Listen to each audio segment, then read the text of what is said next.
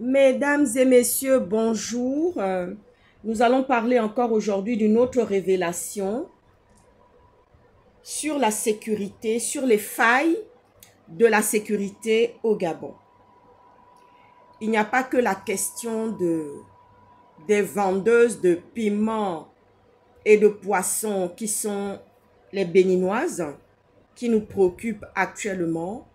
Il y a aussi la sécurité de notre pays, à savoir que le grand déballage et le scandale qu'il y a eu face à l'affaire nazie nous a démontré l'incompétence des services de renseignement du Gabon. À savoir une chose, cette situation immature, insécure du Gabon met les autres pays de la CEMAC en danger aussi. Vous voyez ce que je veux dire, non? Oui. Pendant que le Cameroun assure sa sécurité valablement et qu'il n'y a pas de scandale ni d'étrangers introduits dans les services de renseignement, pendant que le Congo assure sa propre sécurité et ses frontières, le Gabon n'en est pas capable.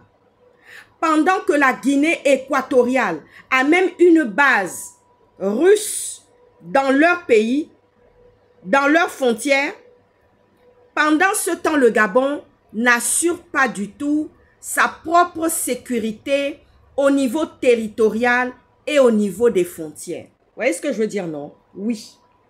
Parce que vous savez, quand vous avez la qualité d'homme de renseignement et que vous êtes président, vous avez la possibilité de gérer toute la sécurité et les failles à venir d'un pays.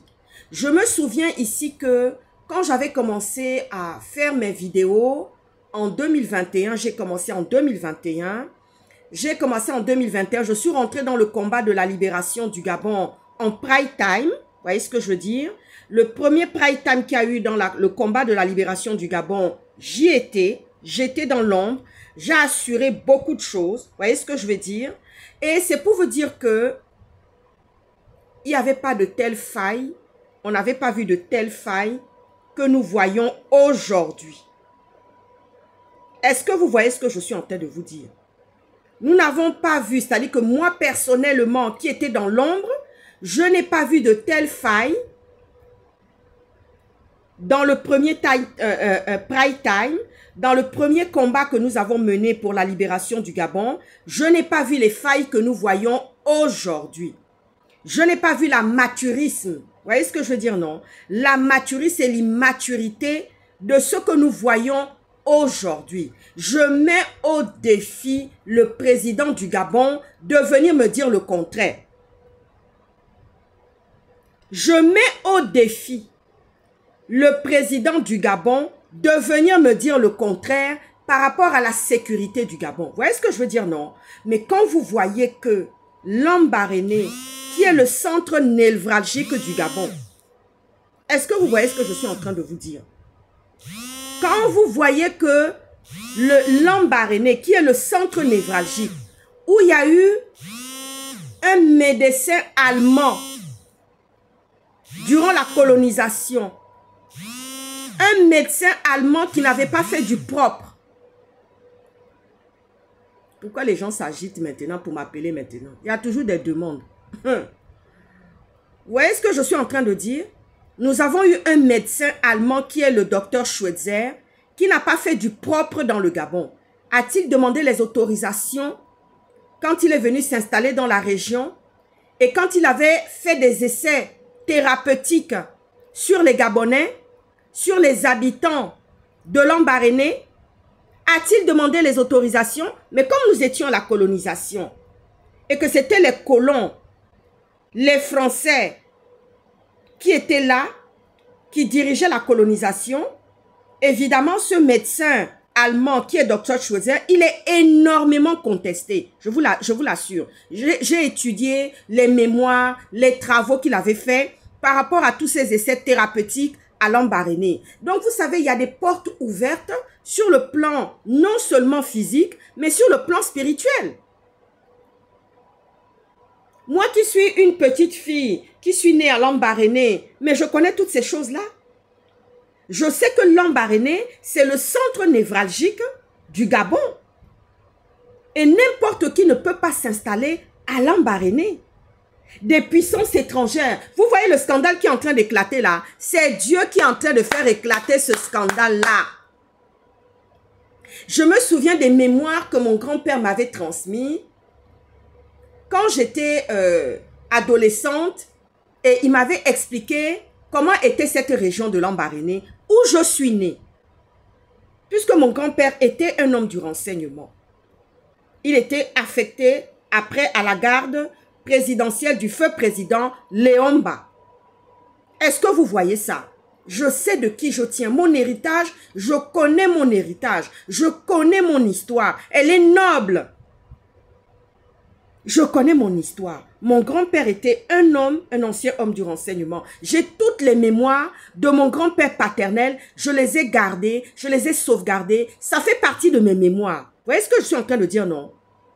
Il y a des gens qui ont oublié que le docteur Schweitzer a fait du sale à Lambaréné. Il y a des gens qui ont oublié ça. Vous voyez ce que je veux dire? Même Omar Bongo n'en parlait pas en bien. Je me souviens d'un 17 août où le président Omar Bongo avait fait un discours concernant ce dernier, qui est le docteur Schweitzer, qui avait fait des essais thérapeutiques durant la colonisation à Lambaréné.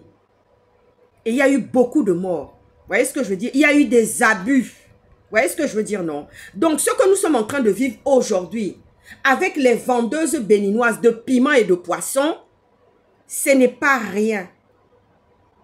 Vous voyez ce que je veux dire, non? Ce n'est pas un vain mot, ce n'est pas une vaine histoire, ce n'est pas comme ça n'arrive pas comme ça. Normalement, au Gabon, dans les lieux stratégiques, les provinces stratégiques, on ne devrait permettre que 5% d'étrangers à s'installer dans le coin. Vous voyez ce que je veux dire, non? Et non seulement le maire de Lambaréné ne connaît pas bien son histoire, il ne sait pas que Lambaréné, c'est le centre névralgique de toute opération. C'est-à-dire que si aujourd'hui, on veut attaquer le Gabon, si aujourd'hui, on veut prendre en étau le Gabon, on va passer par Lambaréné. Parce que Lambaréné, c'est une route qui mène à plusieurs routes. Lambaréné mène à Mouila. Lambaréné mène du côté de Mandji. Et nous avons la frontière la frontière du Congo qui n'est pas très loin.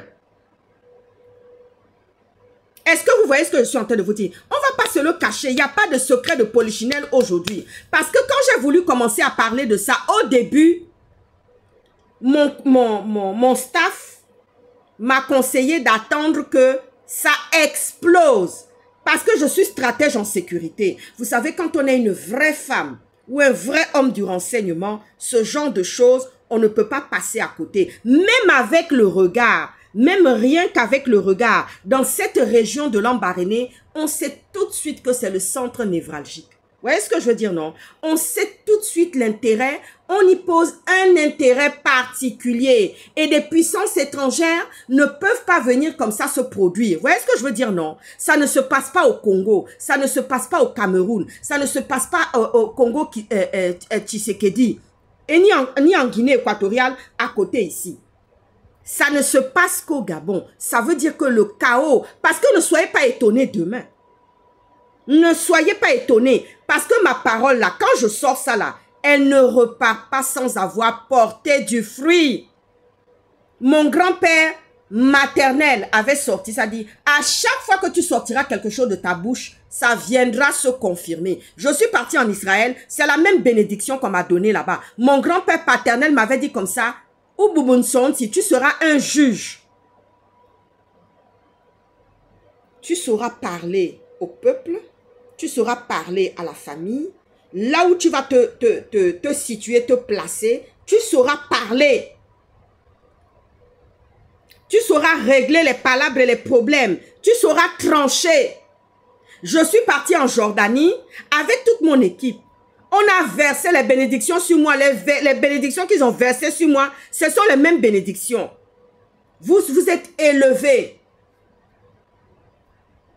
Votre parole sera entendue, respectée et écoutée. La même chose que mes grands-parents maternels m'ont donné. La même chose que mon père et ma mère m'ont donné. La même chose que mes grands-parents paternels m'ont donné. C'est ça qu'on est parti me donner aussi en Jordanie et puis en Israël. Ça dit quand je commence à ouvrir la bouche pour dire quelque chose là, ça tombe plan.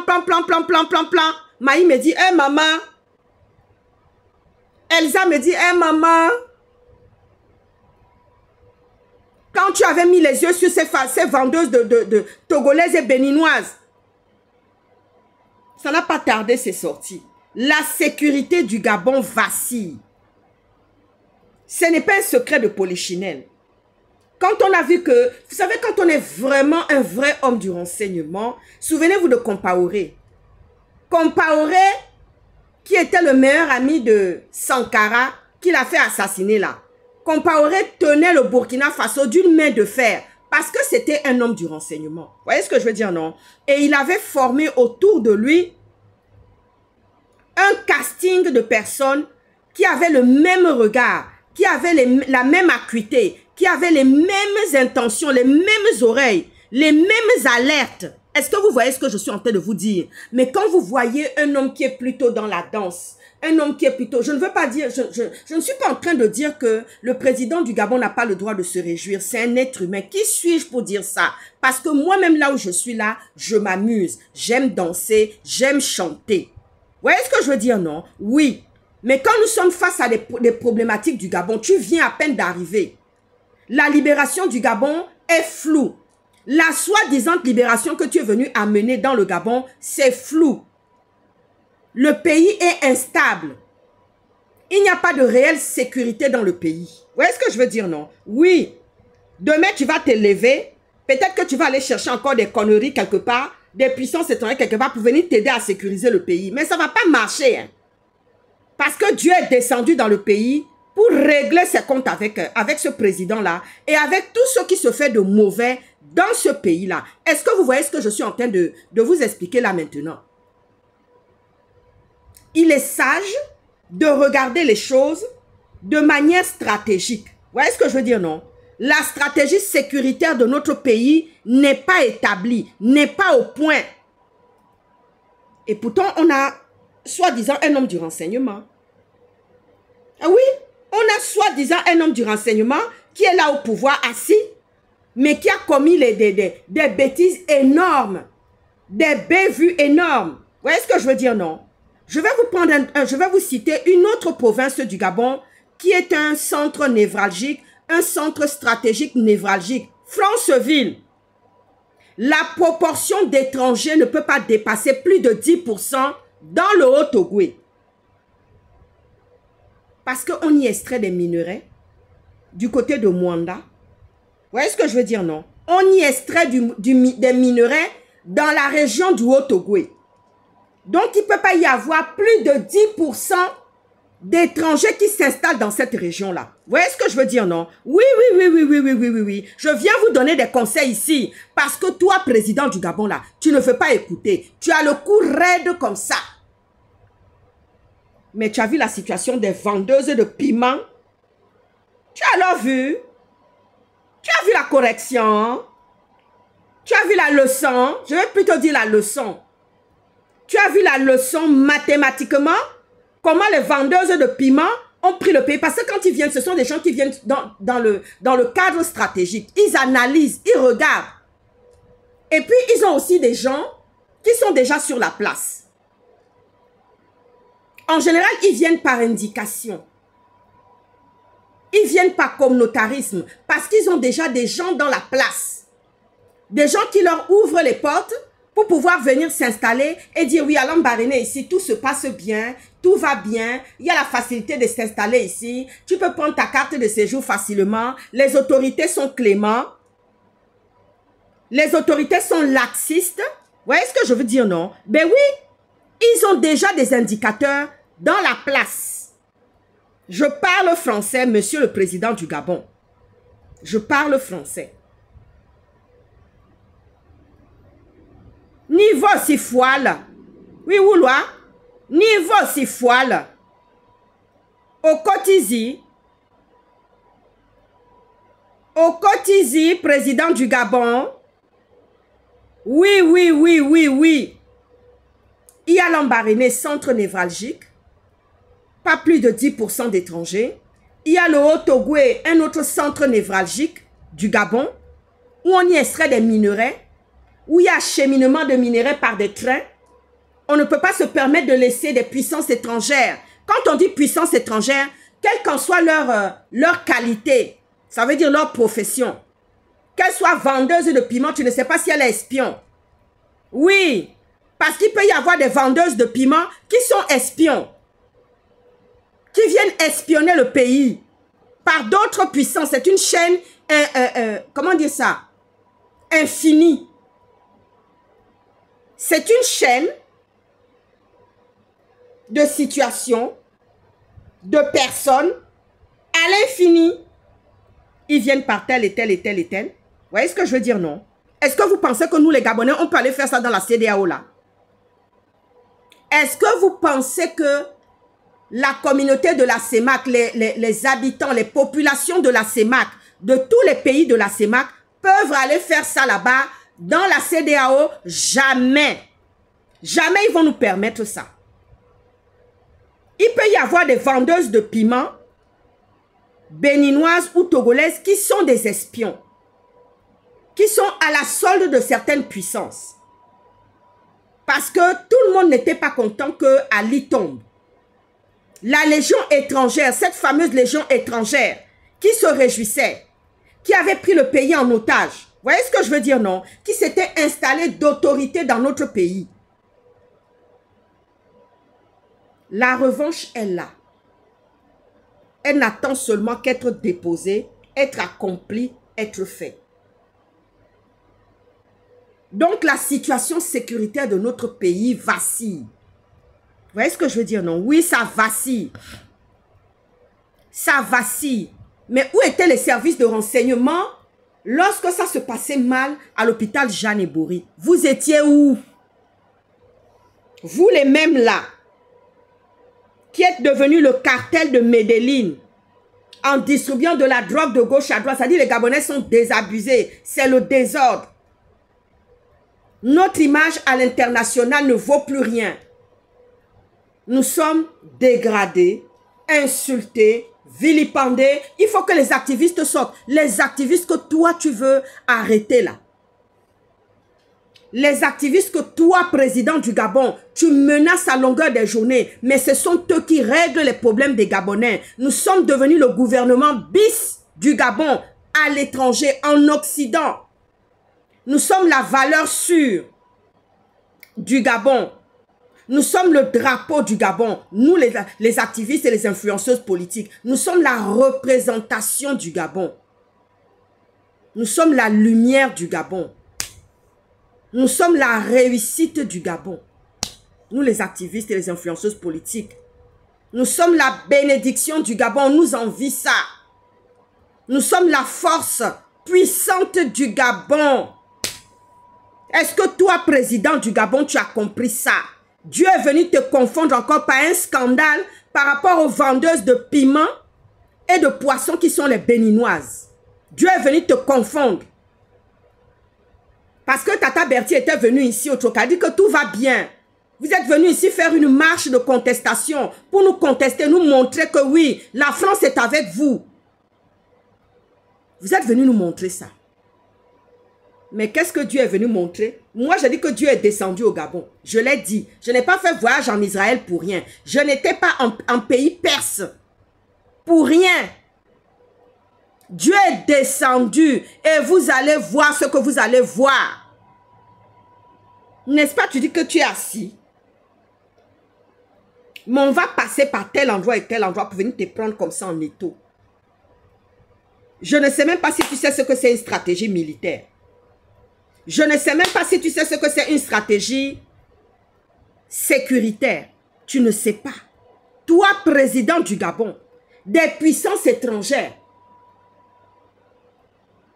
Aristide Talon, qui est le président du Bénin, heureusement, a eu la sagesse, c'est que c'est un problème qui nous concerne, qui intéresse. Il faut respecter les autorités du Gabon. Vous voyez ce que je veux dire, non? Oui, il a parlé avec sagesse. Il a dit respectez les autorités du Gabon. Si ça ne va pas, vous rentrez. Les Béninois ont construit leur pays. J'ai vu un activiste béninois qui est sorti pour dire que oui, vous venez faire des formations chez nous. Vous venez vous éduquer chez nous. Oui, mais s'il y avait des universités valables chez nous, si on avait des structures adéquates, adaptées, valables, pour pouvoir justement apporter l'éducation, l'intelligence, le savoir, est-ce que vous pensez qu'on serait en train de se retrouver au Bénin? Est-ce que vous pensez ça? Maintenant que vous, président du Gabon, vous êtes venu dire oui, il n'y aura plus de bourse pour les États-Unis, ni pour le Canada, ni pour la France. Mais ce sont ceux-là qui vont vous isoler. Dans l'affaire de Sylvia Valentin Bongo, Ondimba retient ça, président du Gabon. Retient ça. Que les Gabonais retiennent ça. Ce n'est pas un secret de polichinelle. Je ne suis pas en train de vendre un secret. Parce que ceux qui auraient dû être dans le secret, entretenus dans le secret, la marche de la sécurité du Gabon, dans le secret, dans la stratégie sécuritaire, ça a été éventré comme ça devant le monde entier quand il y a eu l'affaire nazie. Vous voyez ce que je suis en train de vous dire, non? Certaines puissances maintenant détiennent les fragilités de la sécurité du Gabon. Intérieur comme extérieur, c'est-à-dire qu'au niveau des frontières. Vous voyez ce que je suis en train de vous dire, non? Qu'est-ce que toi, président du Gabon, tu peux faire? Tu prétends, personne ne peut imaginer. C'est-à-dire que personne ne regarde même cette qualité-là. C'est-à-dire cette profession d'homme du renseignement du Gabon. Personne ne regarde ça. Parce que si tu en étais vraiment un là, on n'aurait pas vu ces couacs-là. Il y a eu tellement de couacs, il y a eu tellement de mauvais signaux, tellement de mauvais signaux. On a alerté, on a parlé, mais tu t'es entêté. Toi, pour toi, soi-disant, tu veux rester, tu fais un marché, il n'y a pas l'eau et l'électricité. Ça aussi, c'est normal, ça. Le maire de Lambaréné s'est octroyé un droit plus que... qui n'aurait même pas dû s'octroyer. Des menaces, des intimidations sur des femmes. Devant le monde entier, les caméras sont sur lui. Mais c'est quelle sauvagerie de Gabonais. D'abord, le Gabonais, quand il vient comme ça, il cherche à t'intimider. C'est l'intimidation et la domination. Vous voyez ce que je veux dire, non? Vous n'êtes pas des hommes de qualité. On sait que le Gabonais, c'est... Vous voyez ce que je veux dire, non? Sinon, des femmes comme moi, des filles de journalistes politiques, je ne serais pas partie faire enfant avec des étrangers, avec un étranger. Oui, si mes frères étaient si bien là, c'est pas avec un Gabonais j'allais faire mes enfants et puis être dans le foyer assise. Mais quand on vous regarde, ça dit même dans les relations même, le Gabonais ne sait pas entretenir ses relations. Le Gabonais ne sait pas. J'ai mon meilleur ami Didier Ping, avec qui j'ai gardé une très bonne relation, plus de 40 ans. Ceux avec qui, parce que nous faisons partie, nous sommes la jeunesse du réveil du Gabon. Quand ça a commencé à Libreville, Omar Bongo était inquiet, vous ne connaissez pas toute l'histoire. Est-ce que vous savez que j'avais été convoqué, je suis partie avec mon père à la présidence. Il a dit oui, j'ai appris que ta fille fait partie des enfants du réveil du Gabon. Mon père a dit c'est ma belle famille, c'est son oncle. Oui, vous avez tous les... à la récréation, vous ne faites plus autre chose. On m'a posé des questions.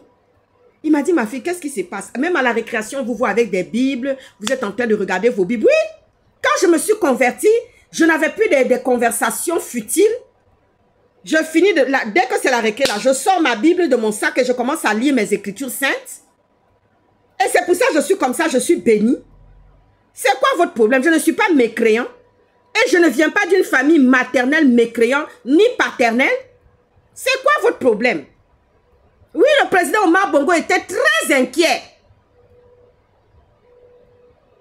Je suis montée là-bas avec mon papa. Avant que je ne quitte le Gabon pour venir faire mes études de médecine à Bordeaux. Ça, c'est un autre timing. Mais avant ça, là, il y a eu l'histoire du réveil. J'ai dit, mais mon clair, j'apprends que, mais quand même, un grand journaliste de ton état, conseiller de Zachary Miboto, conseiller technique de communication de Zachary Miboto. Toi, ta fille, donc, elle est dans cette histoire de réveil du Gabon. Oui, elle est dans cette histoire de réveil du Gabon. Et c'est ma belle famille. Francis Mbadinga, c'est mon beau-frère. C'est ce que mon père avait répondu. Il dit, ma fille, on vous voit en récréation, vous avez vos bibles. Ça veut dire que le service des renseignements travaillait. Et je me suis posé la question. Après, quand je suis montée dans la voiture avec mon papa, je dis, mais donc il y a des gens qui nous observent. Oui, ce sont les services de renseignement. Et oui. Quand ma soeur a été baptisée devant la petite église de la présidence de la République, le monde entier était là. Les caméras étaient là. On est venu filmer. J'ai ressenti, j'ai dit, ah, les services de renseignement sont là pour regarder, pour voir la cérémonie du baptême de ma petite soeur, ma dernière, qui est en train de se dérouler ici, en face, devant la présidence. Il y avait un parterre d'autorité. Mais vous pensez que quoi? Cet instinct, ce talent-là, je l'ai depuis mon enfance. Mon grand-père paternel avait vu. Parce que quand on transmet quelque chose à un enfant, c'est parce qu'on sait qu'il a cette qualité. Il a déjà le don et les prédispositions qui va avec pour être femme du renseignement. Vous voyez ce que je vous dis, non? Moi, mon regard là, quand je pose ça, c'est comme un scanner. Je sais qui est qui. Je sais qui est qui, pas d'amalgame. Toute cette génération qui a fait partie du réveil du Gabon et qui était notre pasteur Francis Mbadinga, mais tous sont réussis. Tous sont des talents, des têtes. Je vous ai parlé de Serge Alogo. Maman Suzanne Barat, c'est pareil. Je vous ai parlé, ce sont des têtes couronnées. Vous voulez venir dire quoi ici? Et quand je viens parler à ce président Panthère, pour la question de la sécurité du pays, il lève la tête comme ça, son cou est raide comme ça là-bas à la présidence. Ton cou est raide, mais tu n'as pas encore vu alors comment on vient te prendre. On vient te ramasser, on vient te prendre comme ça en étau. Même si tu te dépêches pour aller mettre des choses là-bas, ça ne va pas marcher. Je te dis déjà la vérité, ça ne va pas marcher du tout. Ce que tu vas mettre en place là, parce que tu as commis une bêtise. La plus grosse faute que tu as commise, c'est d'y faire entrer des étrangers dans le système de sécurité, de service de renseignement de notre pays. Un service de renseignement qui est là que pour faire de la maltraitance. On a vu l'histoire de la première dame. Je dis bien première dame. Sylvia Valentin Bongo Ondimba est première dame. Elle n'est pas ex-première dame. Elle est première dame. Ah oui. Et elle restera, elle demeurera jusqu'à la fin de ses jours. Son fils Noureddine est enfant de président. C'est pour l'éternité. Vous voyez ce que je suis en train de vous dire, non? Les Gabonais, est-ce que vous entendez ça? La sécurité du pays, les failles sur la sécurité du pays, elles sont là devant vous. Au début, là, ma stratégie, mon équipe sécurité m'a dit non de ne pas en parler pour l'instant. Attends qu'il y ait quelque chose qui va exploser comme une bombe. Ça a explosé. J'ai été la première à me rendre devant les vendeuses de sauces de piment et tout cela qui ont mis les Gabonaises et tout. Ça n'a pas loupé. Bitom est venu sortir une vidéo. Bitom est venu sortir une vidéo là-dessus pour dire regardez, regardez, regardez comment les étrangers sont. Comment est-ce qu'on met les Gabonaises à part? On ne voyait même pas les Gabonaises. Elles étaient comme ça écrasées dans le coin. Vous voyez ça, non? Vous pensez que moi, c'est ce qu'on me fait. Quand j'arrive quelque part, c'est tout le monde ouvre les parapluies. Tout le monde ouvre les maisons pour me donner. On me dit comme ça, qu'est-ce que tu veux? Tu veux quoi? Qu'est-ce qu'on va te donner ici? Oui, que tu veux quoi? Tu veux quoi? Prends tout ce que tu veux. Prends tout ce que tu veux.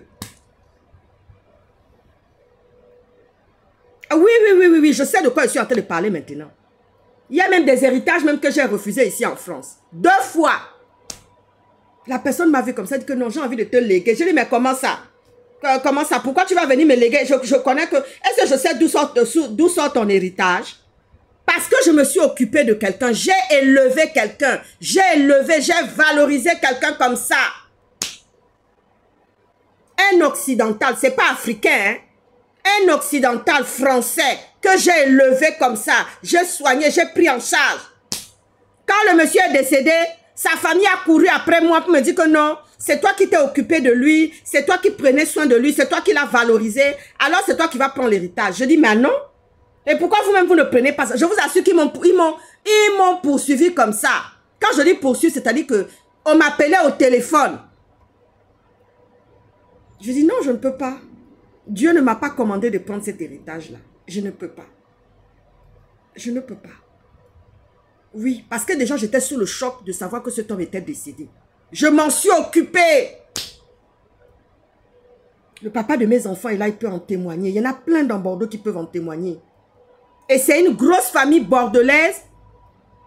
Vous voyez l'Entrecôte? Allez-y à Bordeaux. La famille à qui appartient l'Entrecôte et toutes les brasseries de l'Entrecôte là, c'est cette famille-là. Je me suis occupée, j'ai porté cet homme-là comme ça, je l'ai porté, je l'ai soutenu, valorisé. Il est tombé malade, je l'ai porté jusqu'à la dernière minute, j'étais là. La famille a dit non, c'est toi qui vas prendre l'héritage. J'ai dit, hein? J'ai dit, je ne prends pas parce que Dieu ne m'a pas dit. Dieu n'est jamais venu me parler, ni me visiter, ni me dire que oui, quand ce monsieur-là part, c'est toi qui vas recevoir l'héritage. J'ai dit non, je ne prends pas. Il me dit, mais pourquoi? Mais pourquoi vous ne prenez pas cet héritage-là? J'étais aux obsèques. J'étais aux obsèques, la seule noire. Il y avait le papa de mes enfants. Il y avait mes enfants. J'étais entourée comme ça. J'étais aux obsèques. Comme si c'était un de mes parents. Mais j'ai refusé l'héritage. 2 fois ici, on m'a proposé. J'ai dit non. Comment je peux prendre l'héritage de quelqu'un? Je ne connaissais quand même, vous aussi. Je ne connais ni l'histoire, ni d'où ça vient. Ni la racine, ni le chemin. Parce qu'on voit à mon regard, mon cœur pur. Et toi, président du Gabon, quand je sors pour parler, ou à des Gabonais qui sont là, qui font... Je ne sais même pas. Tu regardes leur visage, c'est un visage d'assassin. Tu regardes leur visage, il n'y a pas de bonté, il n'y a pas d'humanité sur vous. Et vous venez parler. Quand j'arrive quelque part, on m'ouvre, le roi de Jordanie, qu'est-ce que vous faites? Qu'est-ce que vous faites? Il fallait voir. Avec toute mon équipe, là, on nous a déplacés pour nous mettre encore dans le palais là-bas. Ah oui, on nous a déplacés pour nous mettre dans le palais là-bas. Je dis, hé, Jésus Christ. Ça dit, quand c'est comme ça, c'est l'émotion qui me prend. Dieu merci, je suis bien entourée. Comme disait maman Félie.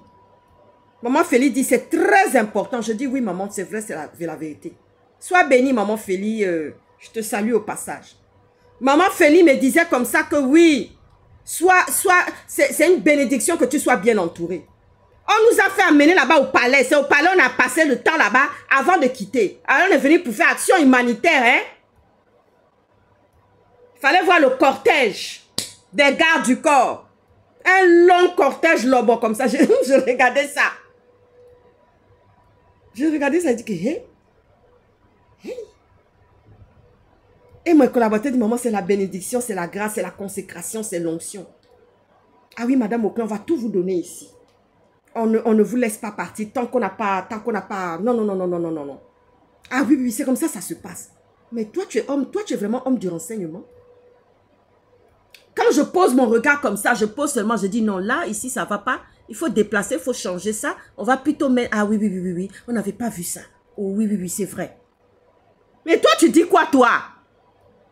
On a des Béninois, c'est toujours les Béninois qui nous prennent en otage. Et les Togolais aussi vont ont déjà ce côté-là, ce chemin-là. Surtout la nouvelle génération qui est comme nous là. Mais on va vous mater. J'ai fini de parler aujourd'hui avec toi, président du Gabon. J'ai fini de parler avec toi dans cette journée-là.